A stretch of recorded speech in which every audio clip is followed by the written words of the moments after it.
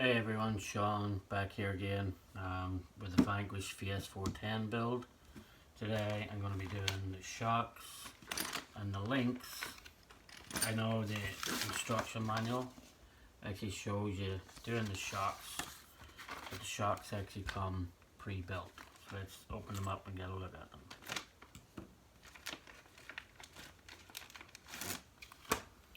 them. They're actually pretty nice shocks.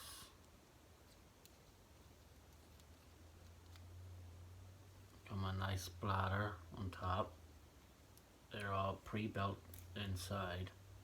One thing I did notice though is they tell you they give you a bag of spare parts. Not really a bag of spare parts. There's 4 metal ball ends in this, and there's exactly 4 shocks with no metal ball ends. They do give you plastic ones in here, so I guess they don't really give you spare parts. I will be using this G-Made 100 weight shock oil, and I will go ahead and fill these shocks off camera as that's the long boring part, so I'll be back in a few moments. Okay, so I did go ahead and put the shock oil in them. They've all been bled, bubbled. Actually pretty nice shocks. I will just have to figure out the adjustments in them of what height I want the spring to retract. This is the parts tree they give you with the shocks, so it does actually have all the different shock ends and all the pieces for the inside. One thing I noticed, they don't give you any spare bladders. Let's go ahead and we'll take a look at the links.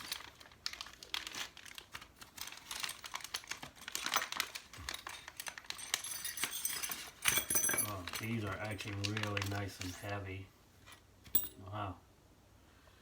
Like, really nice machined links as well. They are actually pretty heavy. They have all the plastic ends, all the ball caps, spacers and screws that's going to be needed to attach them to the chassis. They always make these things just so hard to get the first threads started.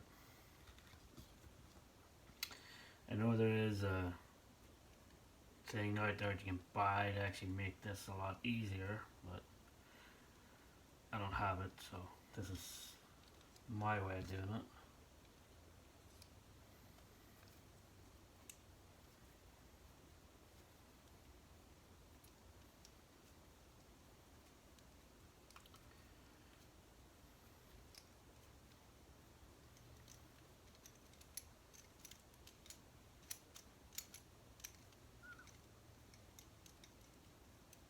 That's the handy thing about it being reverse threads, because as soon as you're tightening one, it's tightening the other as long as you're holding it.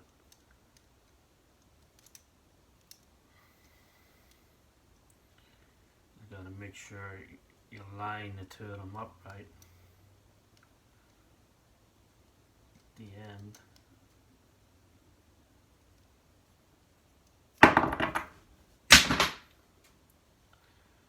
Sorry about that, I just dropped the screwdrivers in, but these are actually really nice links. I'll go ahead and do the rest of them off camera. Alright, last one.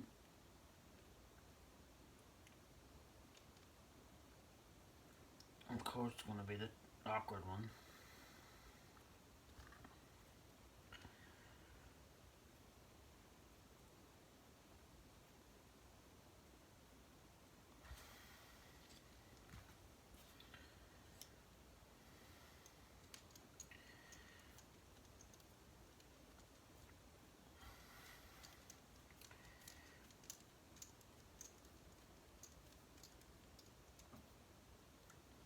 What's the good thing about them? Like, just hold one steady and spin the other, the reverse threads.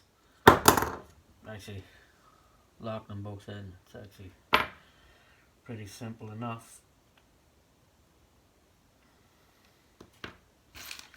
Right, time to open the balls and put the ball ends in them. Keep all the screws separate as they are going to be needed to connect it to the chassis.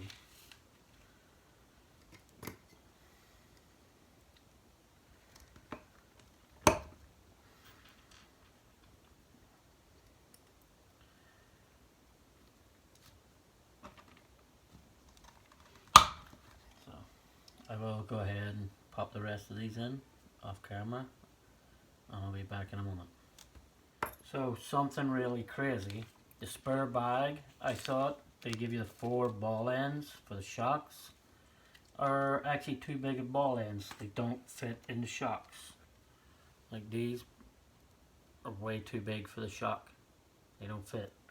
So you have no choice but to use the plastic ones, as I don't have any others right now. That's crazy. All of this and you're getting plastic ball ends on the top of your shocks. Interesting. I don't know why or how difficult it would have been to make 4 metal ball ends for the ends of your shocks. It's crazy that they're plastic. Okay, so it's going to be time to install all the links onto the frame and onto these nice lovely axles. I will go ahead and time lapse this part so I don't bore you to death and have a super long video. So let me set up time lapse and I'll be back.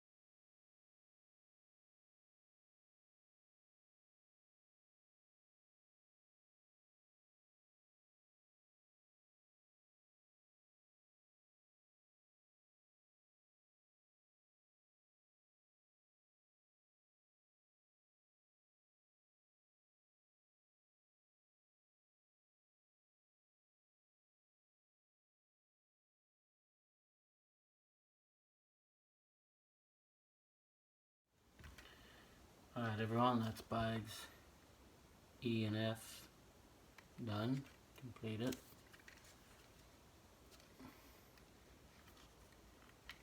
Actually, thing looks so nice underneath. So everything just runs right along. I think I will buy a guard for the front of this just to protect the axle a little bit. I'm not sure yet, but I'm getting closer to running this thing, and we'll see how good it actually is. Hope I didn't bore you to death. Have a good one.